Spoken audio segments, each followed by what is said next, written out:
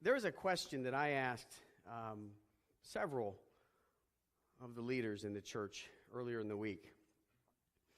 And I sent out a text, and I got some really neat responses. But the question is, if you could only accomplish 3 goals before you died, what would they be?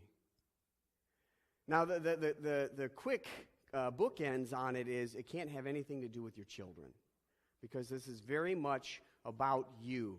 If you could only accomplish 3 things before you passed on, hopefully of natural causes, not by death or boredom, from a message or something, but if you could only accomplish 3 things, what would those 3 things be? And I want you to try to even go so far as to write those down. Write them down on your bulletin, because we want to address a bigger point here. Is most of us can answer this question. Most of us with little thought can answer that question, at least to some degree of surety. But there is a huge difference, an altogether different thing to writing down these goals and accomplishing them. Isn't there? Isn't it altogether different to just merely talk about these things, to write them down, and actually fulfilling these dreams and goals? And so I would ask then, what's the difference between clarifying your dreams and fulfilling your dreams? What's the difference between clarifying your dreams and fulfilling your dreams? And in a word, execution. Execution, that is knowing how to get things done. And there was a best-selling book out 9 or 10 years ago, and the book was titled Execution. And the author of the book said that every true leader had an instinctual part of them for execution. Not perfect part, but an instinctual part. So it's one thing to have a dream, but it's an altogether different thing to see that dream become a reality. So how do we turn our dreams into realities? Isn't that the $64,000 question? Today in the passage that we're going to read, and we're still in Nehemiah, and we're going to start off in Nehemiah 2, I think verse 11. But in this third message of Framework, our series, we're going to talk about the art of getting things done. And in Nehemiah's message, we're going to have these 5 secrets for getting things done. But before we start reading, I just want to point out many of you are leaders. And we talked about this 2 weeks ago. Many of you are leaders even when you didn't realize you were leaders. And some of you are leaders in business. Some of you are leaders in the business world, and you're trying to figure out how to take your dreams and turn those into a reality. But some of you are leaders in the classroom, and you're trying to take your students from point A to point B. And we have a room full of leaders in the family. And you're trying to lead your family. You're trying to take them to that place where they can find their God-given gifts, their God-given dreams, and how to fulfill them. But these principles that we talk about not only today, but the past 2 weeks and the few more weeks to come, these aren't just principles that apply to building a healthy church. They apply to so much more, but in our setting, they very much apply to building a healthy church. And Nehemiah, remember, wasn't building a spiritual wall. Nehemiah was actually building a brick and mortar, a timber wall, an actual tangible wall. And it was this construction project that was just to bring the glory to God. And the missionary Hudson Taylor said once that God's work done in God's way will not lack God's support. God's work done in God's way will not lack God's support. And remember Nehemiah's situation. This Jew in Persia, and he heard that the wall of Jerusalem was still in rubble. And the fact that this wall was still down was causing the enemies of Israel to ridicule Israel. But more importantly to Nehemiah, they were causing these people to not ridicule just Israel, but the God of Israel. And so Nehemiah felt called by God to go back and rebuild this wall. And we see this God-given vision play out. But he knew that there's a difference in just seeing this vision and fulfilling this vision. And he knew that between seeing this vision and fulfilling this vision was an obstacle, a giant obstacle in the form of the pagan king Artaxerxes. But we read about it last week how through God's supernatural power, coupled with Nehemiah's wise actions, we saw the heart of that king turned. God turned the heart of an unbeliever, because we also discussed last week that God uses unbelievers just as well. And so Artaxerxes allowed Nehemiah this leave of absence. He allowed him to go and to do this job and to rebuild this wall. And as we continue in Nehemiah chapter 2, I want you to be aware, as we're reading, I want you to look at how Nehemiah goes about this. I want you to see these 5 secrets for getting things done, these 5 secrets for execution, because this is execution of any dream that you might have. And so step number 1 for getting things done is investigation. Investigation, and the translated is plan it. Plan it, not planet. Plan it. And so let's look at Nehemiah chapter 2, verses 11 to 13. So I came to Jerusalem and was there 3 days, and I arose in the night, and I and a few men, I'm reading that wrong, I did not tell anyone what my God was putting into my mind to do for Jerusalem. And there was no animal with me except the animal in which I was riding. So I went out that night by the valley gate in the direction of the Dragon's Well, and on to the refuse gate, inspecting the walls of Jerusalem, which were broken down, and its gates, which were consumed by fire. And notice what Nehemiah didn't do here. Notice that when he arrived, he didn't call a press conference. He didn't gather everybody around in this big circle and say, hey, listen up. We're about to do the coolest thing ever. We're going to tackle the biggest construction project that we've ever seen. He didn't do any of those things. And instead, he arrived quietly. He arrived quietly and went out in the night when everybody was sleeping to inspect the condition of the wall. But one of the reasons why he did this was absolutely external. Nehemiah knew that if he played his hand too soon, that if he started right out of the gate saying what he was going to do, that the enemies of Jerusalem, the enemies of Israel, would be able to mount an offense against him. And so he was wise in that. And so he didn't prematurely announce what he was going to do. But there was also an internal reason why Nehemiah didn't prematurely tell even his own people. He didn't tell his own people what God had placed in his heart. And in verse 16, it says, the officials did not know where I had gone or what I had done. Nor had I told the Jews, the priests, the nobles, the officials, or the rest who did the work. And so why wouldn't Nehemiah tell his own people what God called him to do?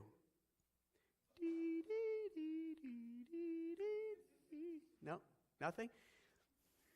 Nehemiah understood human nature. What we don't have time to talk about in this series is that this had been tried before. And it was about 14 years earlier that there was another attempt at rebuilding the wall, and it failed. And again, that's a message of its own for another day. But that didn't succeed, and what he was afraid was that this group, this time, would say, no, no, no, no, no, we can't do that. It can't be done. We've tried that. It doesn't work. And just because it's failed in the past, that there's no way that we're going to be able to make it work today. Has anyone ever been a part of a group? You walked in, maybe it was a new job. Maybe it was a new club. Maybe it was a new church. And you walk in and you see some things in disarray, and you say, you know what would really work here? You know what would really help? And you lay it out, and somebody says, whoa, whoa, whoa. We've already tried that. That doesn't work. So we're just doing things this way. Anyone ever experienced that? A few hands? At least a few, right? Because it didn't work in the past, our human nature is to doom its success for the future. Where would this world be if we all had that type of perspective? The dreamers, the innovators, the people who didn't stop at failure.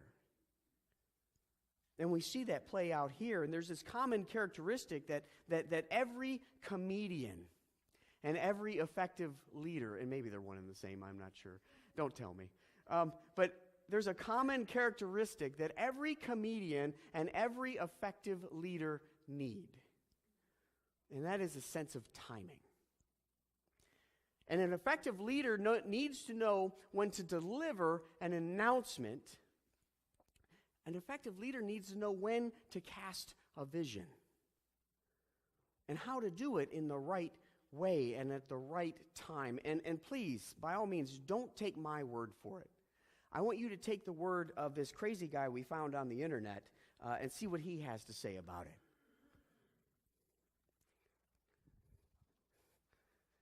Welcome to today's edition of Grilling at the Gun Range. Today, we're going to learn how to bake a cake on the fly, but you're going to need a highlight tree stump and a possum. No, that's not. Cut.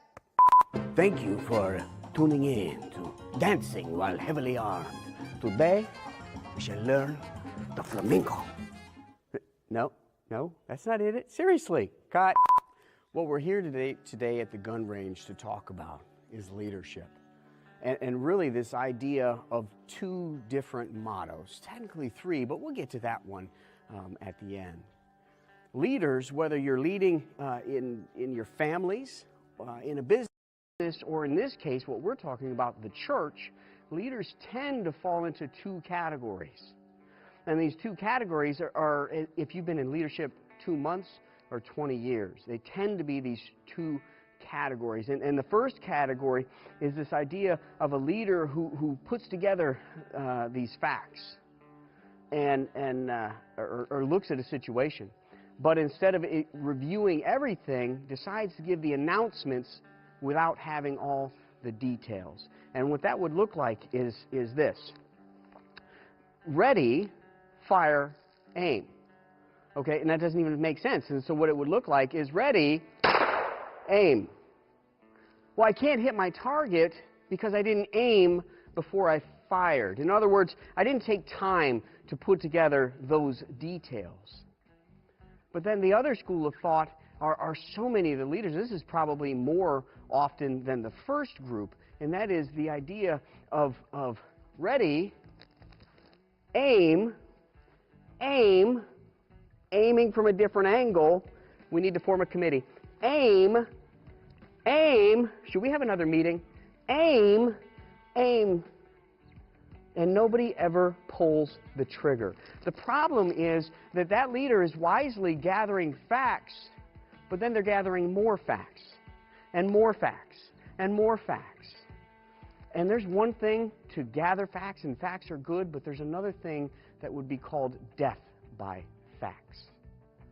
A leader is called to lead, and that includes in change. And when change is needed, a leader needs to be able to first put everything before God. They need to pray about it. But then they need to gather the facts. They need to gather the information. But then they need to pull the trigger. A leader is not leading if they're not leading anybody anywhere. If you're leading and nobody's following, or more to the point, you're not taking anybody anywhere, then that's not leadership.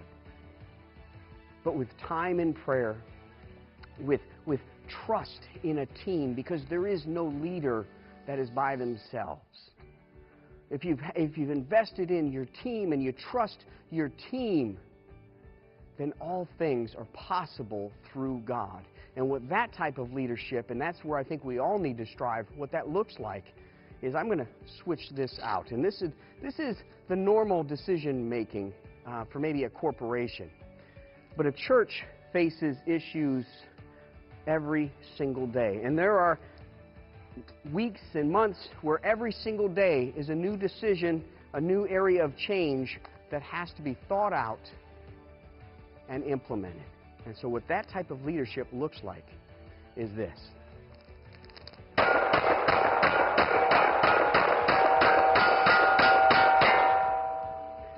And no good leader, hear me, church, no leader worth their salt is good enough until they learn a good Charlie's Angels pose. Yes. Now, for my next demonstration, what I'm going to do is we're going to change things up a bit, okay?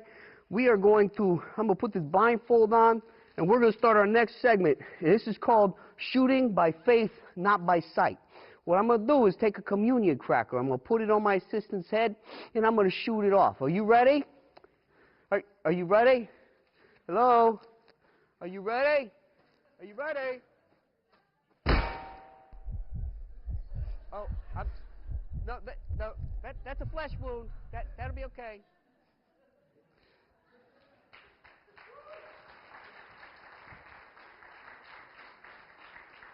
You picked me. It's your fault. It really is. But the truth is, we'll never have all the facts. Facts are absolutely important.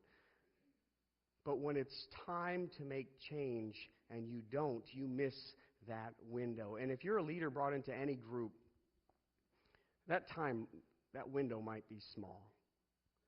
And every bit of it's going to be scary. But the fact is that most people are expecting that change. That's why they brought you in. Because if there wasn't any change needed, then the old leaders would probably be there. And so I know that we're going to mess things up, we're going to make mistakes, but we're going to keep trudging forward, and we're going to get better at it as we go. But these things for leaders, and it's not just the pastor, it's for all the leaders in the church, we tend to internalize them. And when things don't go so well, we feel like we're failing God. We feel like it's our fault. And when you're talking about salvation, and when you're talking about the most important things in this world, which is God, which is faith, which is our love for Christ and our sharing of Him, when things don't go so well, leaders, I was talking to a gentleman ahead of a conference earlier in the week, and he made a comment, and it just stuck with me. And it was that, and he said pastors, but I believe it could probably be anybody. But in any given week, they do a check to see if they have to put any pastors on suicide watch.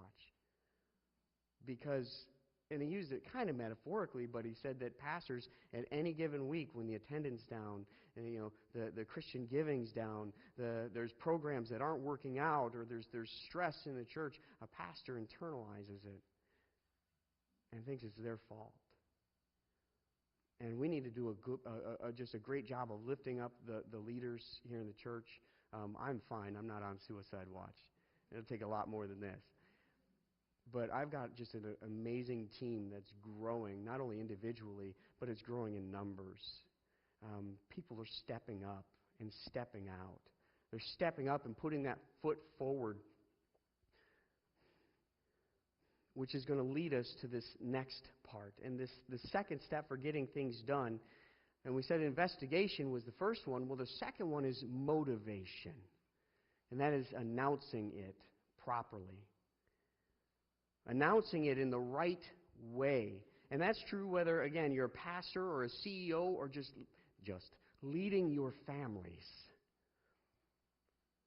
There's a time when you do need to announce these things, but we need to do them in the right way and how God is leading us. And now, in Nehemiah, he was right on the spot. And I really want to pay attention here to verse 17. It says, "Then I said to them, you see the bad situation we are in, that Jerusalem is desolate and its gates burned by fire. Come, let us rebuild the wall of Jerusalem so that we will no longer be a reproach." Nehemiah took the time to give them an honest assessment. He didn't just say what we were going to do. He said an honest assessment of the state of affairs in the moment, the state of that wall, the state of their culture. And why did Nehemiah choose to point these things out and not just announce, well, this is what we're going to do? And it's because Nehemiah understood the principle of visual tune-out. Do you know that the stats, the people much smarter than myself, they say that it takes 2 weeks for you to have visual tune-out. That stain on the chair, on the carpet, that crack in the wall, that thing out of place, that clutter in the corner. 2 weeks before you don't even see it anymore. And maybe it's different between guys and girls, because I know my wife will say, "Still haven't fixed that, have you?" But so maybe there's a little bit. Maybe it's 3 weeks for the ladies, but 2 weeks for the guys. But 2 weeks before you have visual tune-out. And if we're here in the church and we see these things in disarray or disrepair, and we don't do something about it. And maybe we're not doing something about it because we lack the time. Or maybe we lack the money to do whatever it is. Or maybe it was another meeting that got in the way. Whatever that reason is, if we let it go, we can become completely blind to it. And if you want to see those things, if you want to know what needs attention, ask somebody with a fresh set of eyes. Ask somebody who's come for the first time. Ask them into your home. Ask them into your church and your business. Those people that have never been there before will spot everything. Now, don't take offense, because they're probably going to have a list of things that we've tuned out. And again, we do the same thing. But I want you to notice that last part of verse 17. It said, "Come, let us rebuild the wall of Jerusalem so that we will no longer be a reproach." And Nehemiah shows here this higher motive. And he didn't say, "Let us build and make our family safer." He didn't say, "Let us build because it's just going to be that cool." He said, "Let us build so that we don't become a reproach." And this word in general, reproach, means the cause of blame or discredit. But if we examine the Hebrew version of this word in this text, it's basically a laughing stock. And so what Nehemiah is saying, let's build this thing so that our God is no longer a laughing stock. And like Nehemiah, I believe that our church has a higher motive. I believe in what we've been doing here as a church and as a family, as the body of Christ. As we were talking about this morning in our prayer session, not just the hands and the feet. Not just a creepy hand crawling across it. We're not that. We're all connected, and every part is valuable. And when we work together, we get things done. You got that visual image, didn't you? I could go a different place with it, but we're in church. I'm not. But I believe that our church has gotten past the what's in it for me state of mind. And I believe that most of the people have gotten into this what's in it for God state of heart. Because that's what all of this is really about, this coming together. These two bodies that merged into one church. These two bodies coming together to do something that is simply for the greater glory of God. And this is for the roughly 85% of our community who has turned their noses up to church as usual. We're not any better than anyone else, and we should never fall into that pothole. Too many people think that because they do something different and they might get a little attention, that makes them better. We're just trying to do things differently. Because there's another way, a good way, that works for 15%. But what about those people that are lost? What about those people that need something different? I'm as different as they come, and I have a feeling most of you are too. So let's do something for the glory of God and bring the message of Christ to these people in our community in a new and creative way. Not changing the gospel message, but just changing how we deliver it. And secondly, there has been this appeal for a higher power. Do you have water? Yes. I believe that God is supernaturally working. I believe in what He's been doing in the hearts of the people here in this church, the hearts of the people that we're having meetings with on a regular basis. Because I believe it and I hear it and I see it.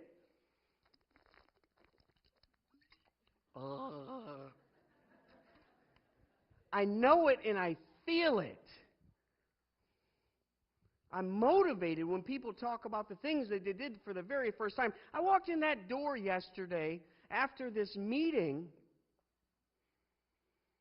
and I saw teenage girls proned out at the foot of the cross praying.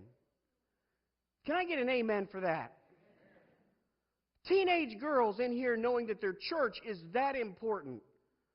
But they didn't come in and just, okay, I'll pray for you. They were laid out prostrate at the foot of the cross, praying for this church, this body, and how God can use us.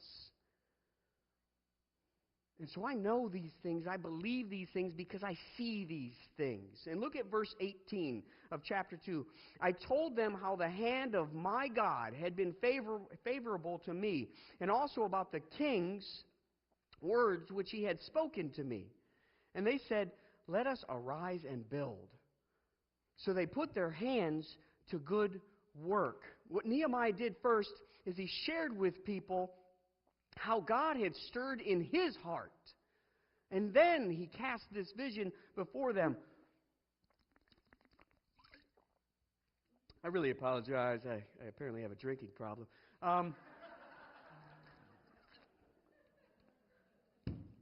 The devil's not going to stop this message. I don't care if I got to drink a gallon.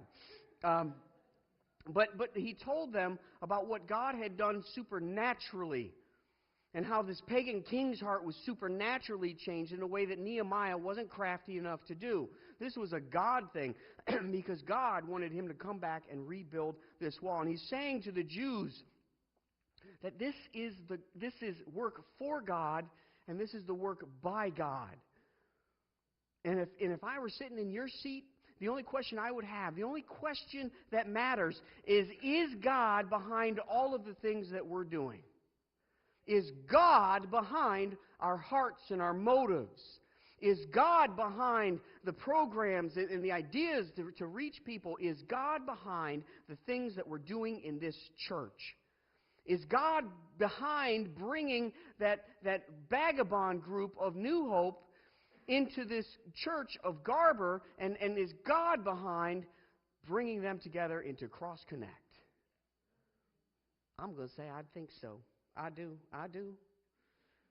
I was listening to a guy, and he was singing the gospel yesterday, and that was actually the coolest part of yesterday. But the fever, yes, it was awesome. We're going to do a message. I said one we're going to do in Indian, one we're going to do in gospel. We're going to get creative. More videos to come, right, Isaac? No cameramen were actually hurt in the filming of that. I just want to say also. But we know that God is behind the stirring of hearts. And Christ says in John 17:11, Holy Father, keep them in your name, the name which you have given me, that they may be one as we are one.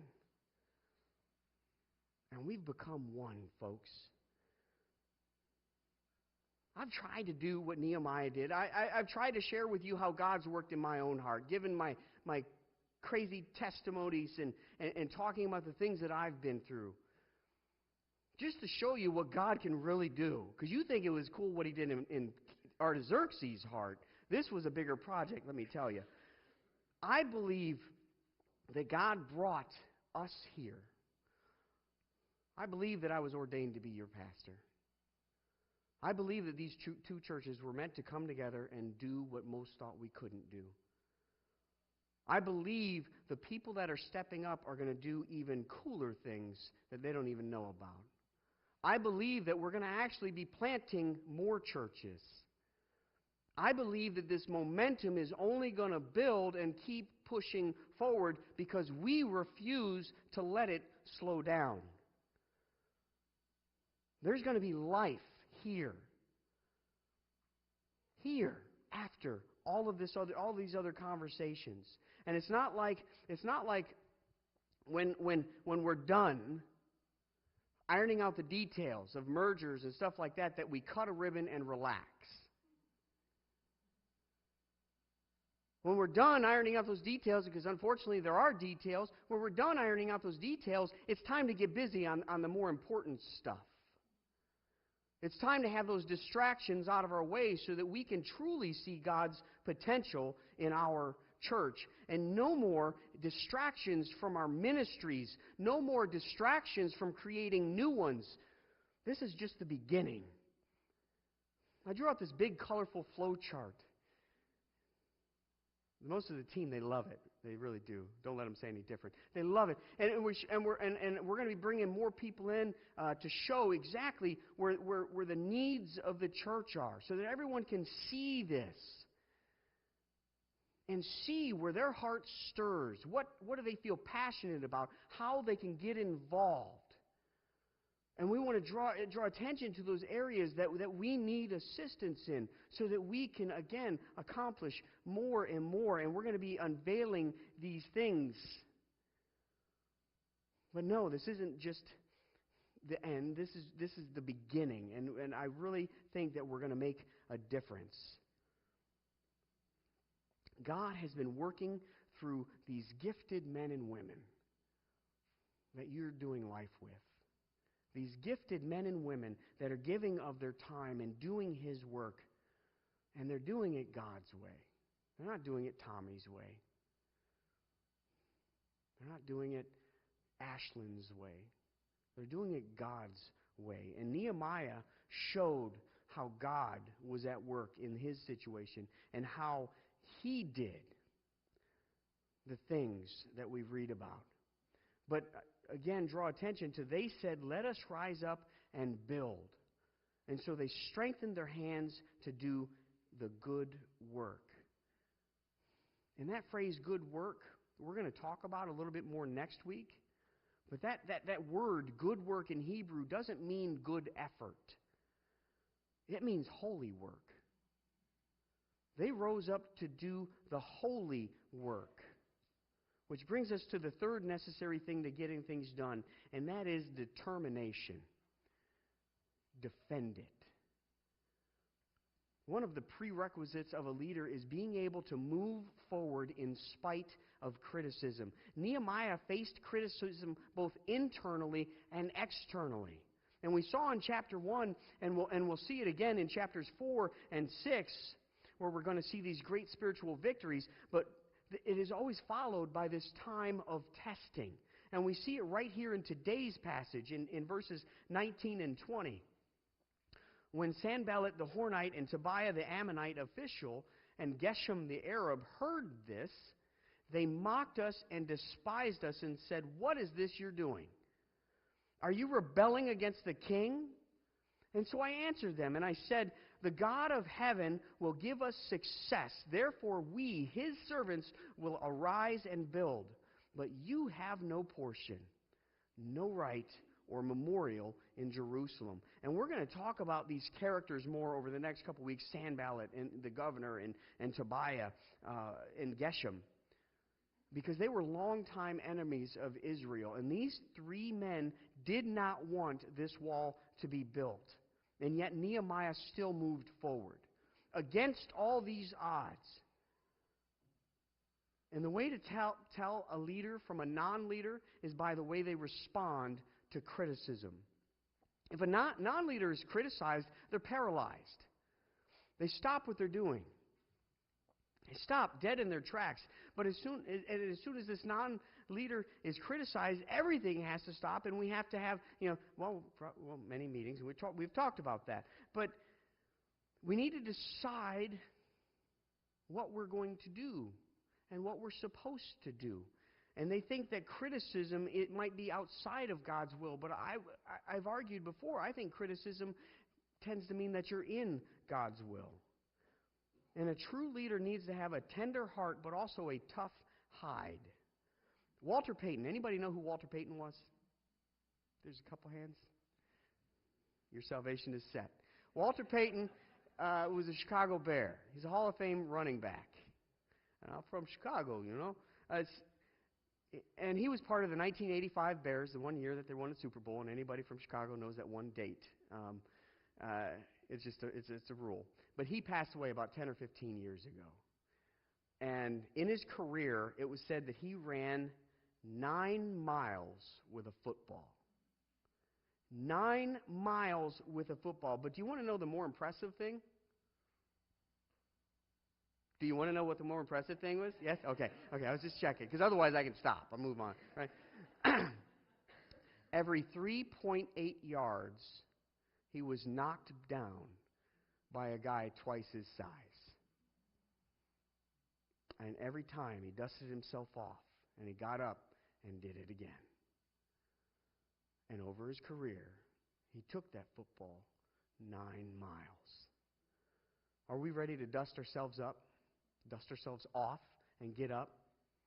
Yeah, just throw dust on. Are we ready to dust ourselves off and get up and run that ball? The test of a leader isn't what he does. The test of a leader is what it takes to stop him. And I'm going to ask the worship team to come up. And next time, because of the lack of time, and I don't want to keep you here too late, we're going to cover those last 2. We have 5 secrets to getting things done. We covered 3 of them, and we're going to hit those last 2 next week. And in a few minutes, we'll be able to go into, Joe and I are going to go into the fellowship hall, and we're going to have a conversation. Anybody has questions about the big meeting that happened yesterday? But I want you to know, from my heart and from the hearts of the leaders in this church, that we feel it's time to stop focusing on obstacles and start focusing on the task at hand. We're going to come up against adversity. It happens. It happens in life. It's surely going to happen in church. Let's pay attention to those obstacles. Let's mark a cone around those obstacles. Not just so that we don't fall into those traps, but so that the next generation doesn't fall into those traps. But let's put those cones down. Let's mark those problem areas, and let's keep moving forward. Every single person here has value. Every single person here has a giftedness to help. It's all parts of the body. I may be the butt, but it's an important part. You got to sit down on something. Can I get an amen? Amen. But the parts of the body don't work unless they're connected. If we've got areas missing, we're not going to be as effective. And so church, believe in yourself. Believe that you're part of a family. Believe that there are awesome things that we can do together. Nobody is on their own. Yes, I want you outside your comfort zones. But you're not going to be outside uncomfortable all alone. We're going to be together, shoulder to shoulder, for the glory of God.